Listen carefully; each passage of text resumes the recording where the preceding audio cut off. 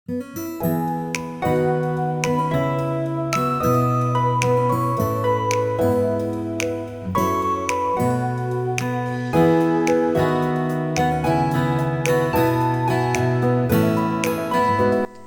বন্ধুরা, কেমন আছেন? আশা করি সবাই ভালো আছেন।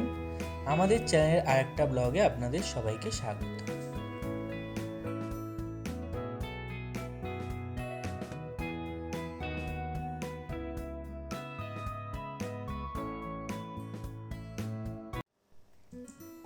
দেখুন বন্ধুরা, আজকে আমার বাচ্চাদের 5 দিনের মতো বয়স হচ্ছে। এদেরকে সুন্দর করে পেপার কুচিয়ে রাখতে হয়েছে, কারণ এদের তো শরীরে এখন একটু গরমের দরকার। আর এখানে দেখুন, এই যে আমার বাচ্চাগুলো দুধ খাচ্ছে, 3 জন দুধ খাচ্ছে, প্রায় 9 জনের মতো বেবি হয়েছে। আর এখানে আমার বোন একটা বাচ্চাকে নিয়ে প্রচণ্ড আদর করছে, কিন্তু আমার বোনের মেয়ে ওকে কন্টিনিউ জ্বালাতন করছে, আমাকে দাও আমাকে দাও। কিন্তু বোন বলছে দেবো না, ও বলছে প্লিজ আমাকে দাও, আমি একটু আদর করব। আর এদিকে দেখতেই পাচ্ছ, এরা সবাই দুধ খেতে লেগেছে, কারণ সবাইকে দুধ একটু করে সময়, আমাদের 1.5 ঘন্টা অন্তর করে এদের দুধ খাওয়াতে বলেছেন। তো এই যে দুধ খাওয়াচ্ছি, আমি এদিকে বসে আছি। আর বোনের কাছে ও কিন্তু চেয়েই যাচ্ছে কন্টিনিউ, আমাকে একটু দাও আমাকে একটু দাও, আমি আদর করব। বোন বলছে না, পড়ে যাবে, লেগে যাবে, নিতে নেই। কিন্তু ও তো শুনবে না, ও চাইছে।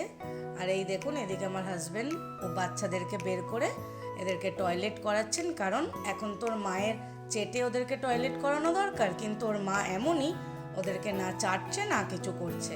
হয়তো প্রথমবার ওর একটু অসুবিধা হচ্ছে চিনি, তো তাই জন্য আমার হাজব্যান্ড ওদেরকে টয়লেট করিয়ে দিচ্ছে। তো ওদেরকে বলেছে এইভাবে তুলো জোগাড় করে, তো তুলো দিয়ে ওদেরকে ট্যাপ করে শুশু করাতে। তো আমার হাজব্যান্ড ওদেরকে এইভাবে ট্যাপ করিয়ে দেখুন টয়লেট করাচ্ছে। আর কি মনের সুখে টয়লেট করছে দেখতে হয়েছে দেখুন, একদম মানে মনেই হবে না একটা মানে ডগের বাচ্চা বা কিছু, মানে একদম অন্য রকমের। আমার মানে চিনি যেরকম সুন্দরী, আমার বাচ্চাগুলোও হয়েছে সেরকম সুন্দরী। তো দেখতে থাকুন, এইভাবে আমার হাজব্যান্ড প্রত্যেকটা বাচ্চাকে টয়লেট করাবে, করিয়ে সুন্দর করে এই পেটির মধ্যে রেখে দেবে, যার মধ্যে আমরা পেপার কুচিয়ে রেখেছি। তো আরও 2 জন এখনও খাচ্ছে, এদের কমপ্লিট হয়নি, এই আর একজনের হলো। একেও এইভাবেই আমার হাজব্যান্ড টয়লেট করাবে, কারণ ওর মা একদমই ওদেরকে চেটে পরিষ্কার করছে না। তো তার জন্যই আমার হাজব্যান্ডকে এই কাজটা কন্টিনিউ করতে হচ্ছে, কিছু করার নেই। তো চলো, এইভাবেই হচ্ছে।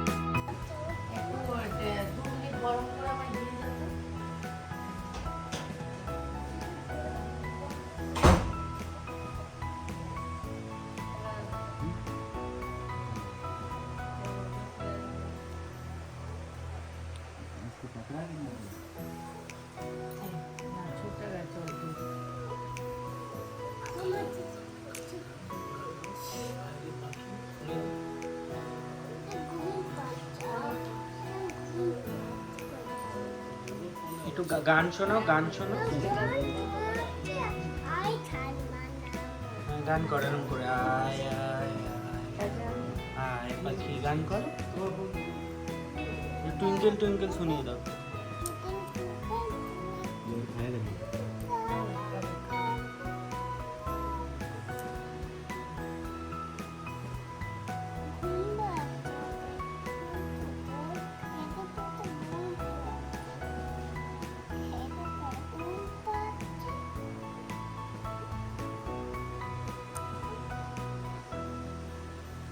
টুইঙ্কেল টুইঙ্কেল শুনিয়ে দাও ওকে।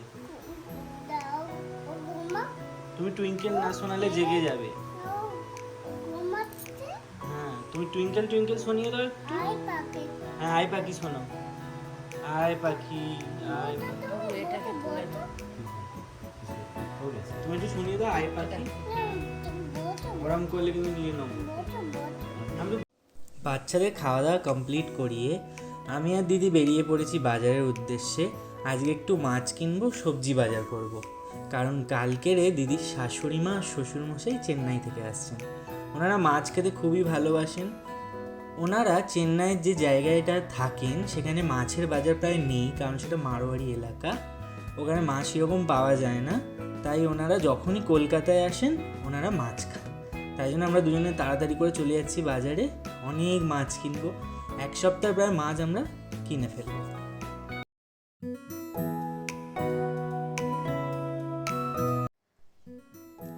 ভাই আর আমি বাজারে চলে এসেছি দেখুন মাছ কেনার জন্য। এই যে ইলিশ মাছ, 2টো ইলিশ মাছ নিয়েছি। তো দাদাটা ভালো করে দেখিয়ে দিচ্ছে, আবার বলছে থ্যাংক ইউ, ভালো করে ইলিশ মাছগুলো দেখাও। আরও অনেক রকমের মাছ আছে এখানে, কাতলা মাছ রয়েছে, কাচকি মাছ রয়েছে। আর এই যে দেখুন এখানে ভালো করে মাছটার আঁশ ছাড়িয়ে নিচ্ছে, কারণ ভালো করে আঁশ না ছাড়িয়ে নিলে ইলিশ মাছটা ভালোভাবে কাটা যায় না। তো ঠিকঠাক করে আঁশ ছাড়িয়ে নেবে, নিয়ে আর তারপরে দেখুন এইখানে দেখুন এইটা কি মাছ আমি বলতে পারবো না ঠিক। তারপরে আরও নানা রকমের মাছ রয়েছে, কাতলা মাছ, চিংড়ি মাছ, তারপর এদিকে রয়েছে হচ্ছে আপনাদের লটিয়া মাছ, এরকম নানা রকমের মাছ এখানে আছে। আর এই যে ভাইটাকে দেখছেন এই হচ্ছে মাছটা কেটে দিচ্ছে, দেখুন খুব সুন্দর করে রিং পিস করতে বলেছি, তো রিং পিস করে দিচ্ছে। এই যে প্রথম পিসটা এদিকে রাখছে, কারণ এর ভেতরে যে ময়লাটা থাকে ওটা ফেলবে, তার জন্য ও এক সাইড করে রাখলো। আর এর দিয়ে যে তেলটা বেরোচ্ছে দেখুন, এটাও কিন্তু আমি বলেছি সাইড করে রাখতে, কারণ ইলিশ মাছের তেলটা কিন্তু একদমই ছাড়া যায় না। তো এবারে আস্তে আস্তে ও পিসটা করে নেবে। এই যে দেখুন রিং পিস করছে, ভীষণ ভালোভাবে পিস করে। আর এখান থেকে যদি এরকম সুন্দর সুন্দর মাছ কিনতে চান তো বেহালা শিমুলতলা বাজারে চলে আসবেন।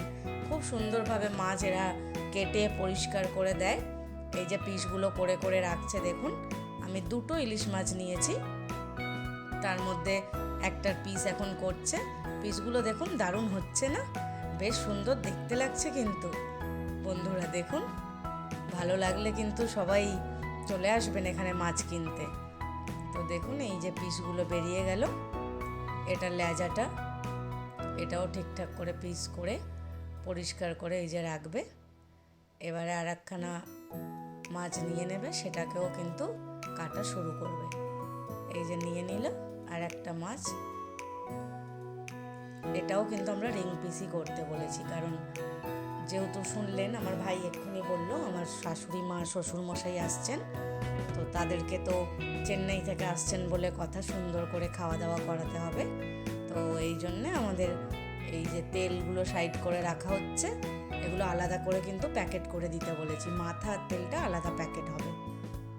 আবার পিস করছে, এই যে রিং পিস করতে বলেছি, এটাও সুন্দর করে মোটা মোটা করে রিং পিস করছে দেখুন বন্ধুরা। আর এদিকে দেখতে পাচ্ছেন ওদের আর একটা জায়গায় এরকম সুন্দর সুন্দর জ্যান্ত চারা মাছ আর কাতলা মাছ কিন্তু ভাসছে, একদম ফ্রেশ মাছ দেয়, নেবেন যদি ঠকবেন না, ভীষণ ভালো মাছ দেয়।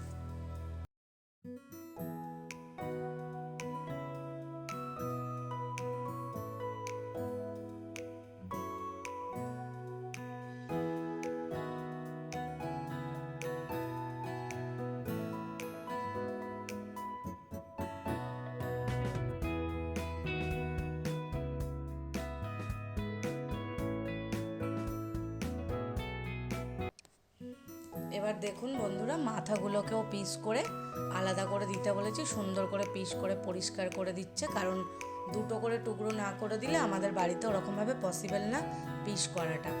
তো 2টো করে পিস করে ভেতরটা পরিষ্কার করে দিচ্ছে।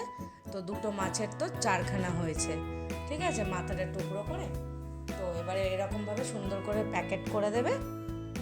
তো এবার দেখতে থাকুন। দেখুন বন্ধুরা, মাছগুলো কাটা কমপ্লিট হয়ে গেছে। এবার মাথা আর তেল সব মিলিয়ে মাছগুলো নিয়ে আমি বাড়ির উদ্দেশ্যে রওনা দেব, আর মাছগুলো ফ্রিজার করে নেব, নিয়ে আমার হাজব্যান্ড অফিস যাওয়ার জন্যে আমি কিন্তু রান্নায় চলে আসব।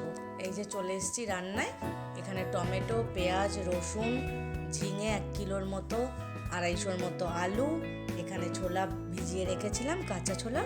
এবার রান্না করা শুরু করছি। এই যে দেখুন অলরেডি কড়াইতে সব দিয়ে দিয়েছি, দিয়ে একটু নাড়াচাড়া করে নিচ্ছি। আলু পেঁয়াজ ফোড়নে দিয়েছি হচ্ছে আপনার জিরে, শুকনো লঙ্কা দিয়ে একটু নাড়াচাড়া করে নিলাম। নিয়ে এরপর দেব হচ্ছে, দেখুন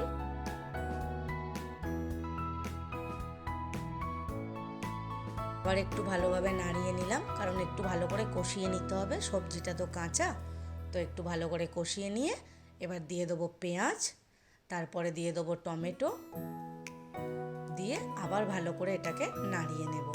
ভালোভাবে কষিয়ে নিতে হবে জিনিসগুলোকে। ঝিঙে, আলু, টমেটো, পেঁয়াজ সব দিয়ে ভালো করে কষিয়ে নিচ্ছি। নিয়ে এর মধ্যে পরস্পর কিন্তু আমি মশলাগুলো দিতে থাকবো। প্রথমেই নুন দিয়ে দিলাম, তারপরে এই ধনে গুঁড়ো দিয়ে দিচ্ছি, দেখুন। এরপরে আমি দিয়ে দেব হচ্ছে জিরে গুঁড়ো, এই যে জিরে গুঁড়ো দিয়ে দিলাম। এরপরে একটু দিয়ে দেবো হলুদ গুঁড়ো, দিয়ে আবার এটাকে ভালো করে নাড়াচাড়া করে নেব।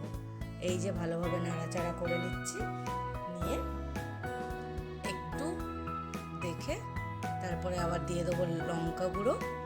এরপরে আমি দিয়ে দেবো একটু কাশ্মীরি লঙ্কা গুঁড়ো, যাতে এর মধ্যে একটু কালার আসে, কালার এলে দেখতেও ভালো লাগে। এরপরে আবার একটু নাড়াচাড়া করে নেব, কারণ এটা ভালোভাবে নাড়াচাড়া করতে হবে। আর এর মধ্যে একটুও জল দেওয়ার প্রয়োজন নেই, কারণ ঝিঙে থেকে যা জল বেরোবে আপনার আলু সেদ্ধ হয়ে যাবে। তো এর মধ্যে এবার যে ছোলাটা ভিজিয়ে রেখেছিলাম সেটা দিয়ে আবার ভালোভাবে কষিয়ে নিচ্ছি।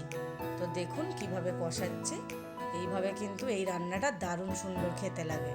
তো আপনারা বানিয়ে দেখবেন, কেমন লাগে আমাকে জানাবেন। এরপরে ঢাকা দিয়ে কিছুক্ষণ আমি করতে দিলাম। এবার দেখুন এই যে ঢাকাটা খুলে যথেষ্ট পরিমাণে জল বেরিয়েছে, তো এখানে আর জল দেওয়ার প্রয়োজন নেই। এবার আমি ধনেপাতাটা দিয়ে দেব। ধনেপাতাটা দিয়ে আবার একটু নাড়াচাড়া করে নেব। নাড়াচাড়া দেখুন ভালোভাবে করে নিচ্ছি, কারণ মশলাটা ওপর নিচ ভালোভাবে হয়ে যাবে। এরপরে আমি এর মধ্যে একটু গরম মশলা দিয়ে দেব। গরম মশলা দিয়ে আবার একটু নাড়াচাড়া করে নিলাম। দিয়ে বন্ধুরা, তরকারিটা অলরেডি বানানো হয়ে গেছে, আমি কাচের বলে নামিয়ে নিয়েছি। আর এই যে পরোটা ভেজে নিয়েছি, আমার হাজব্যান্ডের টিফিনটা এবার রেডি করব, কারণ ও অফিস যাবে।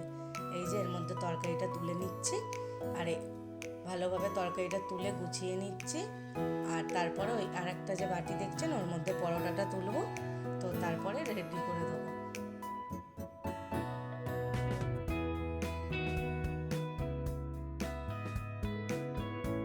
তো আজকের মতো এত অবধি। তো ভালো লাগলে আপনারা লাইক করবেন, শেয়ার করবেন, কমেন্ট করবেন। কোনো ভুল ত্রুটি হলে নিশ্চয়ই জানাবেন।